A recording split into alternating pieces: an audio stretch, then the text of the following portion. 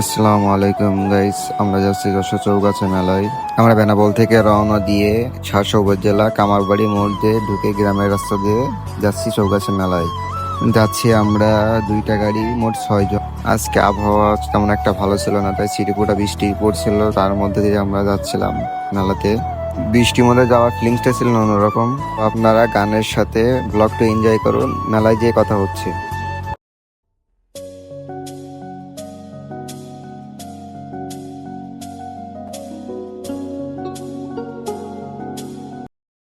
তো অবশেষে আমরা চলে আসলাম সেই বিখ্যাত বুলুর মেলাতে। মোটরসাইকেল পার্কিং এ রেখে আমরা কেবল প্রবেশ করলাম মেলার ভিতরে। আপনারা দেখতে থাকুন।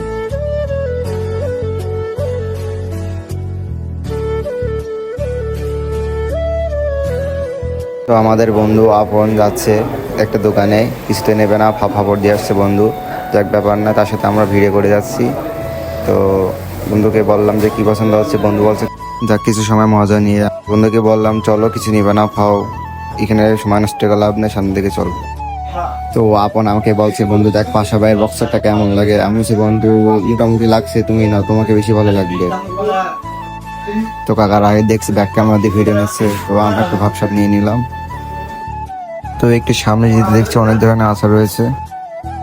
তো বন্ধু বলছে দেখ ধোঁয়াপানা কি বেরোচ্ছে গাল দিয়ে, চল এটা খেয়ে ভাইরাল হয়ে যায়। আমার আচার করে বন্ধু নাও, তাহলে বন্ধু নিলে 3 জন মিলে খালাম। কোনো স্বাদ তো পালাম না, শুধু ধুমায় উঠছে। আর ঠান্ডা ঠান্ডা লাগলে বিষয় না। ডাইট কাকা 2টা খেয়ে ফেলেস। আপনার জন্য একটা আংটি কিনতে গেছি, কিন্তু দাম তো কমায় না। আমরা তো ফাপড় দিয়ে আমাদের বাসা কোথায় এসব বিবরণ দিচ্ছি, দাম কমায় না। লাস্টে আমাদের দামে পড়ে গেল, তো আমি নিয়ে নিলাম। তারপরে কাকার সাথে অনেক কথা বললাম।